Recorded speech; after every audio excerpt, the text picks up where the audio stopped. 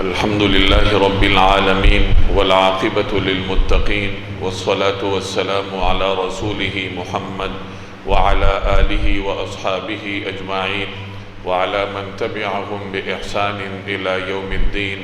أما بعد فأعوذ بالله من الشيطان الرجيم. بسم الله الرحمن الرحيم. وما أرسلناك إلا رحمة للعالمين. وعن معبد رضی اللہ تعالی عنہ قالت: رأيت رجلا ظاهر الوضاءة أبلج الوجه حسن الخلق لم تعبه ثجلة ولم تزر به صعلة وسيم قسيم أو كما قالت. رواہ الحاکم والطبرانی. بزرگان محترم اور میرے عزیز دوستوں اور بھائیوں، جس زمانے میں اسلام کا سورج مکہ مکرمہ میں طلوع ہوا اور نبی کریم صلی اللہ علیہ وسلم اس کی کرنیں مکہ مکرمہ میں پھیلا رہے تھے، آپ صلی اللہ علیہ وسلم قریہ قریہ بستی بستی جا کر لوگوں کو دین حق کی دعوت دے رہے تھے، اسی زمانے میں مکہ اور مدینہ طیبہ کے درمیانی شاہراہ پر قدید نامی ایک بستی آباد تھی. اسی بستی کے ایک خیمے میں ایک چھوٹا سا خاندان آباد تھا. اس خاندان کا بنیادی کام بکریاں چرانا تھا. سادہ اور بدویانہ صحرائی زندگی بسر کر رہا تھا. متاع زندگی کے نام پر ان کے پاس چند بکریاں، کچھ برتن، ایک آدھا بستر، یہی ان کے خیمے کی کل کائنات تھی، یہی ان کا کل سامان تھا. اس خیمے کے سربراہ کا نام تمیم بن عبد العزیٰ خزاعی تھا. بنو خزاعہ سے اس کا تعلق تھا. اس کی اہلیہ کا نام عاتقہ تھا اور اس کی یہ اہلیہ معبد کی کنیت سے معروف تھی. بظاہر تو یہ خاندان ایک سادہ سی زندگی بسر کر رہا تھا اور شاید اپنی بستی سے باہر اکا دکا کوئی لوگ اس کو جانتے ہوں. اس خاندان کو اللہ نے ایک یہ امتیازی وصف عطا کیا تھا کہ یہ بہت مہمان نواز تھا. چونکہ یہ مرکزی شاہراہ پر ان کا خیمہ تھا تو جو مہمان یہاں سے گزرتا، جو مسافر یہاں سے گزرتا تو اس کی مہمان نوازی یہ کیا کرتے تھے. اور معبد اتنے صدق دل کے ساتھ مہمان کی خدمت اور تواضع کیا کرتی تھی کہ جو بھی مہمان یہاں سے گزرا کرتا تو وہ اگلی زندگی میں معبد کے اخلاق کے قصیدے اور گن ہی گایا کرتا تھا. جب ہجرت کا وقت ہوا، نبی کریم صلی اللہ علیہ وسلم نے مکہ مکرمہ سے مدینہ طیبہ ہجرت فرمائی. اس وقت آپ صلی اللہ علیہ وسلم کے ساتھ حضرت ابوبکر صدیق تھے. ایک حضرت ابوبکر صدیق کے غلام عامر بن فہیرہ تھے اور ایک شخص کو اجرت پر لیا گیا تھا جو راستے جانتا تھا. عبداللہ بن طریقت نام تھا اس کا. اگرچہ یہ مشرک تھا لیکن دیانتدار شخص تھا، راز محفوظ کرنے والا تھا اور راستوں کو جاننے میں مہارت رکھتا تھا. تو اس کو اجرت پر لیا گیا کہ یہ غیر معروف راستوں سے نبی کریم صلی اللہ علیہ وسلم اور حضرت ابوبکر صدیق کو مکہ سے مدینہ لے جائے. تو یہ ایک چھوٹا سا قافلہ تھا. جناب رسول اللہ صلی اللہ علیہ وسلم کے ساتھ یہ چند حضرات تھے. جس وقت مکہ سے چلنے لگے تھے تو حضرت ابوبکر صدیق کی صاحبزادی حضرت اسماء نے کچھ توشہ ہمراہ کر دیا تھا تاکہ راستے میں کھانے پینے کے کام آئے. لیکن بہرحال کچھ وقت تک وہ توشہ کام دیتا رہا، پھر وہ بھی ختم ہوا. جب حضور صلی اللہ علیہ وسلم اپنے ان ہمراہیوں کے ساتھ قدید نامی بستی تک پہنچے تو آپ صلی اللہ علیہ وسلم اور آپ کے ساتھیوں کو کھانے پینے کی طلب ہو رہی تھی. اب وہیں معبد کا خیمہ تھا تو نبی کریم صلی اللہ علیہ وسلم ان کے خیمے میں تشریف لے گئے. حضرت معبد نے ان کی خاطر تواضع فرمائی جس کا ذکر میں آگے چل کر کروں گا. یہاں اتنا بتلانا مقصود ہے کہ حضرت معبد نے نبی کریم صلی اللہ علیہ وسلم کا حلیہ بیان کیا اور حلیہ بیان کرتے ہوئے انہوں نے دو الفاظ استعمال فرمائے: وسیم قسیم، کہ بہت خوبصورت تھے اور انتہائی جمال کے مالک تھے. یہ مختصر روایت میں نے آپ کے سامنے پڑھی کہ حضرت ام معبد فرماتی ہیں رأیت رجلا، کہ میں نے ایک ایسے شخص کو دیکھا ظاہر الوضاءۃ، کہ جس کا حسن بہت نمایاں تھا، ابلج الوجہ، وہ بہت حشاش بشاش تازہ چہرے کا مالک تھا، حسن الخلق، ان کی خلقت بہت خوبصورت تھی، بہت شاندار شخصیت کے مالک تھے، لم تعبہ ثجلۃ، رنگت کی بہت زیادہ سفیدی نے ان کو عیبدار نہیں کیا تھا۔ نبی کریم صلی اللہ علیہ وسلم کے حسن و جمال میں ملاحت تھی، آپ کا جو رنگ مبارک تھا وہ سفیدی مائل سرخ تھا، یعنی انتہائی سفید نہیں تھا۔ بہت زیادہ سفید ہو تو اس میں بھی جاذبیت نہیں ہوتی، بہت زیادہ سرخ ہو تو اس میں بھی جاذبیت نہیں ہوتی۔ تو اللہ نے آپ کی رنگت مبارکہ میں ملاحت رکھی تھی، جاذبیت رکھی تھی۔ تو ام معبد اسی کا ذکر کر رہی ہیں کہ بہت زیادہ سفیدی نے ان میں عیب نہیں پیدا کیا تھا۔ وَلَمْ تَزِرْ بِهِ صَعَلَةٌ، اور سر اور گردن کے دبلا اور لمبا ہونے نے ان کے اندر کوئی نقص پیدا نہیں کیا تھا۔ آپ صلی اللہ علیہ وسلم کا سر مبارک اعتدال کے ساتھ تھا، بڑا تھا لیکن اعتدال کے ساتھ خوبصورتی لیے ہوئے تھا، اور آپ علیہ السلام کے چہرے میں ہلکی سی گولائی تھی، اور چہرے کے رنگت میں اتنی رونق تھی کہ جس کی چمک سامنے دیواروں پر پڑا کرتی تھی۔ تو حضرت ام معبد یہی حسن و جمال ان مختصر الفاظ میں بیان فرما رہی ہیں۔ آگے فرماتی ہیں وسیم قسیم، بہت زیادہ حسن و جمال کے مالک تھے، قسیم، اور ان کے اندر جمال تھا۔ علماء فرماتے ہیں کہ وسیم ایسی شخصیت کو کہتے ہیں جس کا حسن ظاہر ہو، جس کی شخصیت میں اللہ نے جاذبیت رکھی ہو، اور قسیم ایسی شخصیت کو کہتے ہیں جس کا جسم توازن کے ساتھ ہو، اس کے جسم کا ہر عضو خوبصورتی، اعتدال اور توازن میں بے مثال ہو۔ تو نبی کریم صلی اللہ علیہ وسلم کے حسن و جمال میں اللہ تبارک و تعالی نے اس قسم کی تاثیر رکھی تھی، اور حضرت ام معبد نے ان چند انتہائی فصیح الفاظ کے ذریعے جناب رسول اللہ صلی اللہ علیہ وسلم کا حلیہ مبارکہ بیان فرمایا۔ یہاں ضمنی طور پر ایک بات عرض کر دوں کہ دنیا میں جو بھی شخص ذات نبوی سے وابستہ ہوا ہے، نبی کریم صلی اللہ علیہ وسلم کے ساتھ اس نے اپنی نسبت جوڑی ہے، آپ کی سیرت طیبہ کو بیان کرنے والا بنا ہے، یا آپ کی احادیث مبارکہ کو بیان کرنے والا بنا ہے، اللہ تبارک و تعالی نے اس کے نام کو دنیا میں روشن کیا ہے۔ اب یہ ام معبد نام کی ایک خاتون ہے جو بظاہر اس معاشرے میں کوئی اہم حیثیت نہیں رکھتی تھی، ان کا تعلق کسی سردار گھرانے سے نہیں تھا، چھوٹا سا گھرانہ تھا، سادہ سی زندگی گزارتا تھا۔ اس زمانے میں جن چیزوں کو سہولت سمجھا جاتا تھا وہ چیزیں بھی ان کے پاس نہیں تھیں، زندگی گزارنے کے نام پر چند چیزیں تھیں جو کہ ان کے خیمے میں تھیں، اور اسی طرح وہ بدویانہ زندگی گزار رہی تھیں، اور گرد و پیش میں بہت کم لوگ ہوں گے جو ان سے واقف ہوں گے۔ لیکن حضور صلی اللہ علیہ وسلم تھوڑی دیر ان کے ہاں ٹھہرے، اور آپ کے تشریف لے جانے کے بعد حضرت ام معبد نے آپ کا حلیہ مبارکہ بیان کیا۔ تو حلیہ مبارکہ کو بیان کرنے کی ایسی برکت اللہ نے ان میں رکھی کہ آج تک ان کے نام سے، ان کی سند کے ساتھ مسلمان حضور علیہ السلام کا حلیہ مبارکہ بیان کرتے ہیں، اور مسلمانوں کا ایک ایک بچہ، حدیث پڑھنے والا ایک ایک طالب علم، سیرت کا مطالعہ کرنے والا ایک ایک مسلمان حضرت ام معبد کے نام سے واقف ہے۔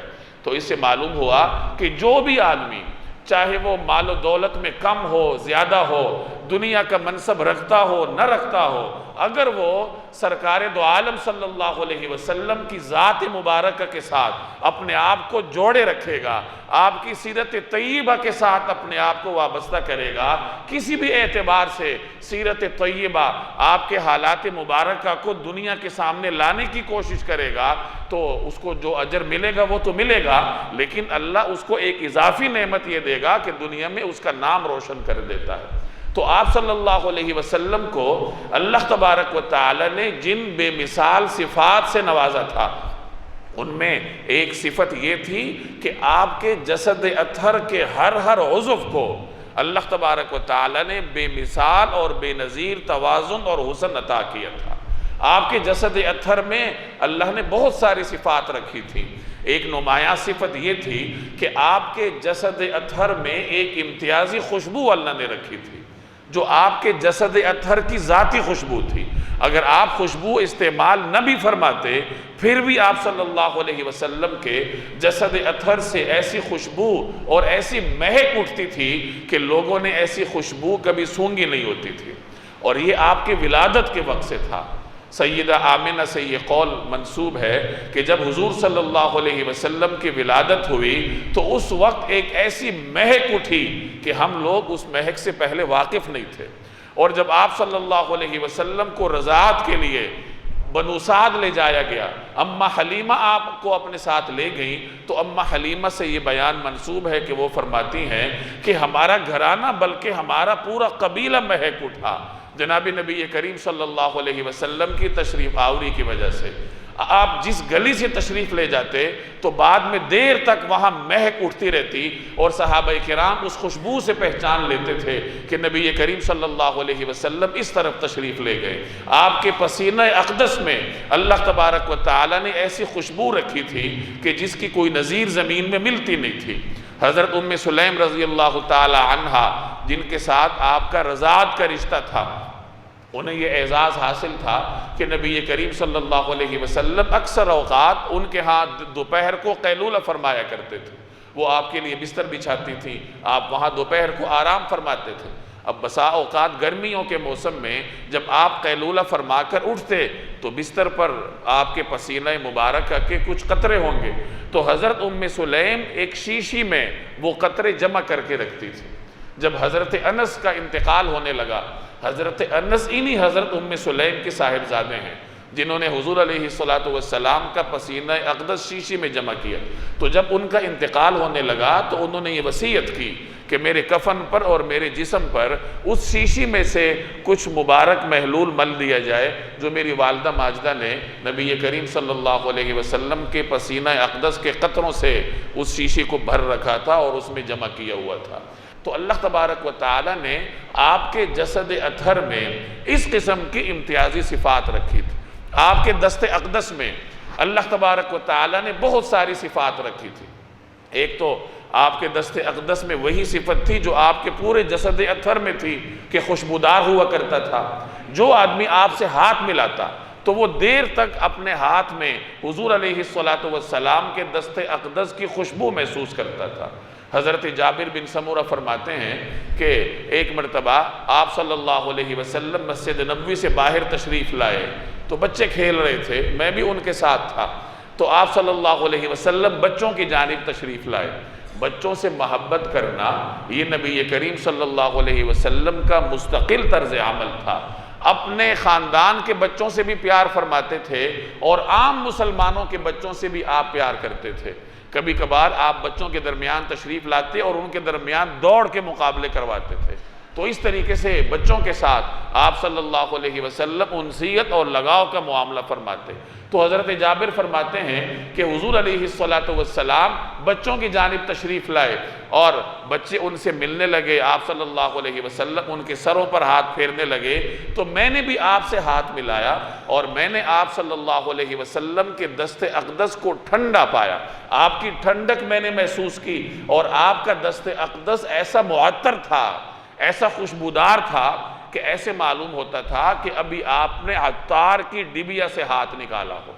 جیسے کوئی خوشبو والا ہوتا ہے، اس کے پاس خوشبو کا بکس ہوتا ہے جس میں خوشبوئیں ہوتی ہیں، تو اسے عطار کی ڈبیا سے تعبیر کیا گیا ہے۔ تو وہ فرماتے ہیں کہ اس قدر خوشبودار تھا جناب رسول اللہ صلی اللہ علیہ وسلم کا دست اقدس۔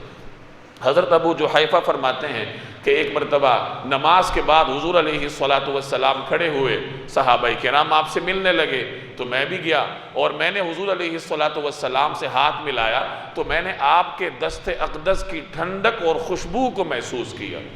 حضرت سعد بن ابی وقاص فرماتے ہیں کہ ایک مرتبہ میں بیمار ہوا، حضور صلی اللہ علیہ وسلم میری عیادت کو تشریف لائے اور آپ نے شفقت کے لیے میرے ماتھے پر، سر پر اور میرے سینے پر ہاتھ رکھا۔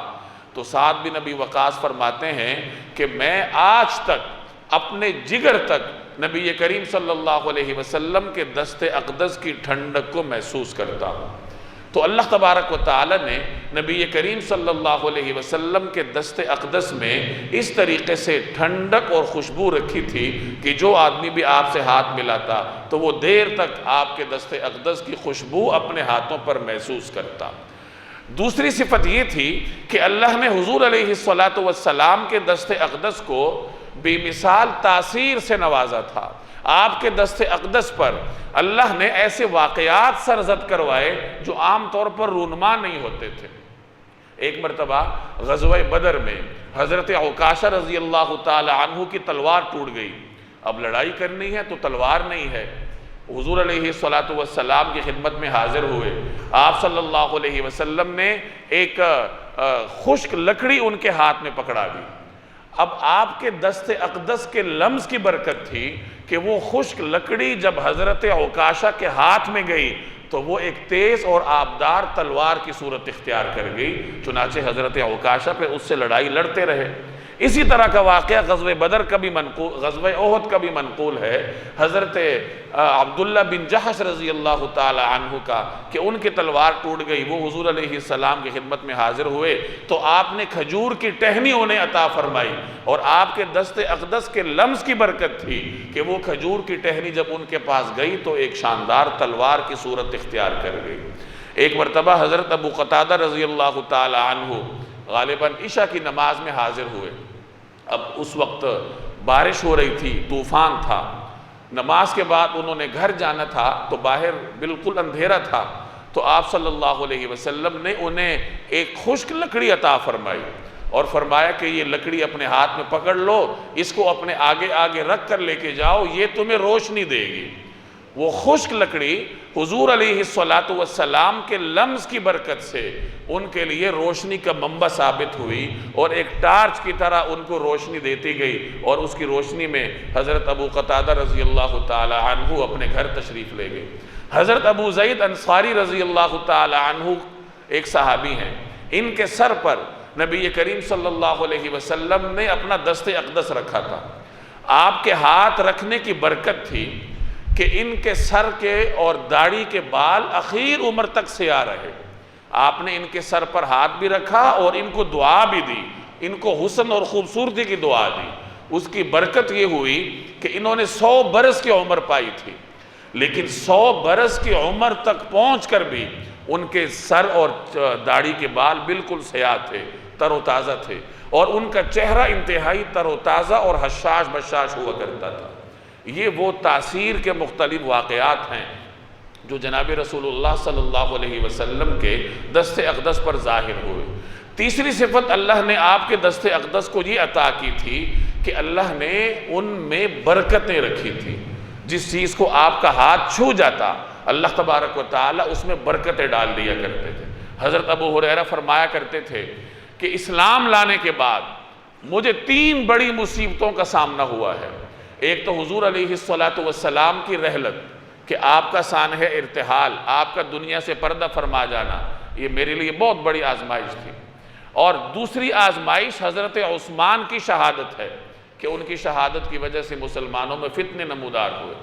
اور تیسری آزمائش میرا توشہ دان، کہ حضور علیہ السلام کی رحلت، حضرت عثمان کی شہادت اور میرا توشہ دان۔ تو پوچھنے والے نے پوچھا کہ توشہ دان کا کیا مطلب ہے؟ تو وہ فرمانے لگے کہ میں ایک مرتبہ نبی کریم صلی اللہ علیہ وسلم کے ساتھ سفر میں تھا، راستے میں آپ نے مجھ سے پوچھا ابو ہریرہ کچھ کھانے پینے کو ہے؟ میں نے عرض کی یا رسول اللہ اور تو کچھ نہیں ہے، میرے توشہ دان میں کچھ کھجوریں ہیں، تھوڑی سی کھجوریں ہیں، وہ میرے توشہ دان میں موجود ہیں، اور تو کھانے پینے کا سامان نہیں ہے۔ تو آپ صلی اللہ علیہ وسلم نے فرمایا ابو ہریرہ وہ توشہ دان لے آؤ۔ انہوں نے توشہ دان حاضر کیا، رسول اللہ صلی اللہ علیہ وسلم نے اس پر اپنا دست اقدس رکھا، اور پھر حضرت ابو ہریرہ سے فرمایا کہ 10 آدمیوں کی جماعت کو بلاؤ۔ چنانچہ اس سفر میں جو لوگ ساتھ تھے ان میں سے 10 کی جماعت کو ابو ہریرہ بلا کر لے آئے۔ انہیں کہا گیا کہ اس توشہ دان میں سے کھاؤ۔ چنانچہ وہ کھاتے رہے، سیر ہو گئے۔ اور چلے گئے تو آپ نے فرمایا 10 آدمیوں کی اگلی جماعت بلاؤ۔ اسی طرح کئی جماعتیں آئیں 10 کی شکل میں، انہوں نے سیر ہو کر کھجوریں کھائیں، اور پھر حضور علیہ السلام نے وہ توشہ دان حضرت ابو ہریرہ کو عطا فرمایا اور فرمایا کہ اس میں سے جب دل چاہے کھجوریں کھاتے رہو، لیکن اس کو گننا نہیں ہے۔ ابو ہریرہ فرماتے ہیں کہ وہ توشہ دان میرے ساتھ ہوتا تھا، میری کمر پر لٹکا ہوتا تھا، اور میں اس میں سے کھجوریں کھاتا رہا۔ حضور علیہ السلام کے زمانے میں کھجوریں کھاتا رہا، حضرت ابوبکر کے زمانے میں کھاتا رہا، حضرت عمر کے زمانے میں کھاتا رہا، حضرت عثمان کے زمانے میں کھاتا رہا، یہاں تک کہ جب حضرت عثمان کی شہادت ہوئی، فتنے نمودار ہوئے، تو انہی فتنوں میں ایک دفعہ میرا توشہ دان چوری ہو گیا، تو میں نے اس میں سے خوب کھجوریں کھائیں، اور نہ جانے آئندہ کب تک کھاتا رہتا، لیکن وہ چوری ہو گیا۔ تو حضرت ابو ہریرہ اس کو تیسری بڑی آزمائش اور مصیبت اپنے لیے سمجھتے تھے۔ تو یہ جناب رسول اللہ صلی اللہ علیہ وسلم کے دست اقدس کی برکت تھی کہ اللہ تبارک و تعالی نے اس طریقے سے ان کھجوروں میں برکت عطا فرمائی۔ صلح حدیبیہ کے موقع پہ صحابہ کرام کا لشکر آپ کے ساتھ تھا۔ اب ایک موقع پر پانی ختم ہوا، حضور علیہ السلام کے سامنے ایک چھاگل رکھی تھی، ایک مشکیزہ تھا جس سے آپ نے وضو فرمایا۔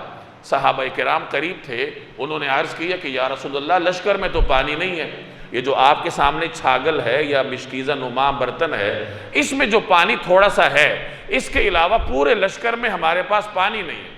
آپ علیہ السلام نے اس پانی کے برتن میں اپنا دست اقدس ڈالا۔ آپ کے دست اقدس ڈالنے سے اللہ نے ایسی اس میں برکت عطا فرمائی کہ آپ کی انگلی مبارکوں سے، آپ کی انگلیوں سے ایسا پانی نکلنے لگا جیسے تیز چشمہ ہوتا ہے۔ پورے لشکر نے اپنے لیے پانی کا انتظام کیا، وضو بھی کیا، پینے کے لیے بھی محفوظ کیا، اور جب تک لشکر سیراب نہ ہوا آپ کی انگلیوں سے چشمے کی مانند پانی ابلتا رہا۔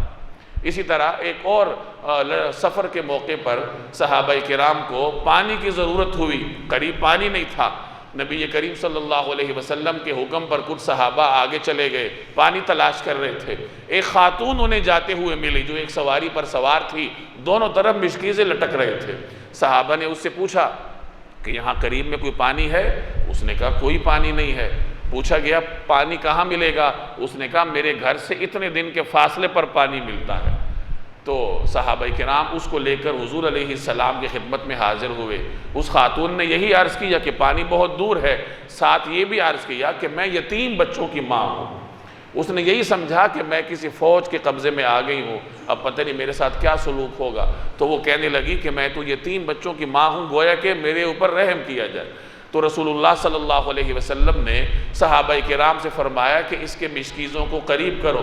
اس کے مشکیزوں کو اتارا گیا، ان پر آپ نے اپنا دست اقدس رکھا، اور اس کے بعد صحابہ سے فرمایا کہ اپنے لیے اس مشکیزوں سے پانی نکالو۔ صحابہ کرام نے اپنے برتن بھر لیے، وضو کر لیے، پانی پی لیا، پھر بھی اس خاتون کے وہ مشکیزیں ویسے ہی بھرے ہوئے تھے۔ وہ یہ صورتحال دیکھ کر حیران رہ گئی، چنانچہ واپس قبیلے میں گئی اور ان سے جا کر یہ وہ حالات بیان کیے، اور وہ پورا قبیلہ وہیں حاضر ہو کر اسلام قبول کر لیا، پورا قبیلہ مسلمان ہوا۔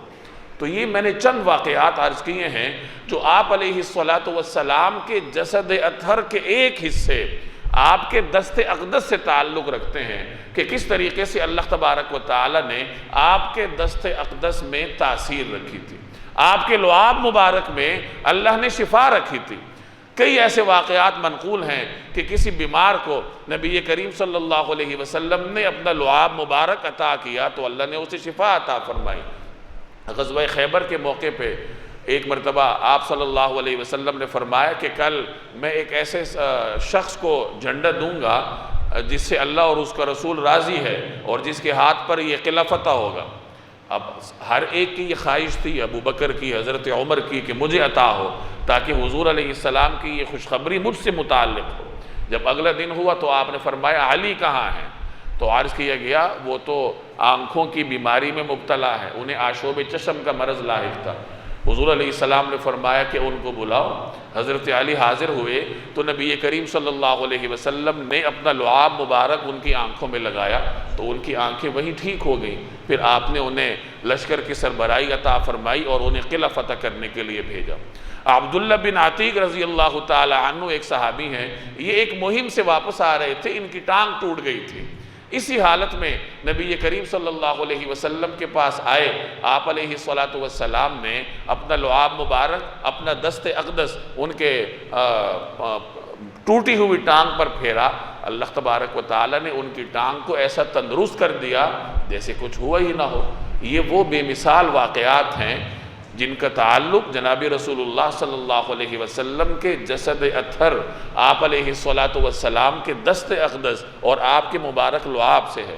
اسی طرح اللہ نے آپ کے قدمین شریفین میں برکت رکھی تھی، آپ کے چہرے انور میں برکت رکھی تھی، آپ کے جسد اطہر کے ایک ایک حصے کو اللہ نے جہاں بے مثال حسن اور جمال سے نوازا تھا وہاں برکتوں سے بھی نوازا تھا۔ تو ہمارا یہ بنیادی فرض ہے کہ خود بھی حضور علیہ السلام کی سیرت کو پڑھیں، آپ کے اوصاف کو پڑھیں، آپ کا تذکرہ کریں اور اپنے بچوں تک آپ علیہ السلام کے ان حالات کو پہنچائیں۔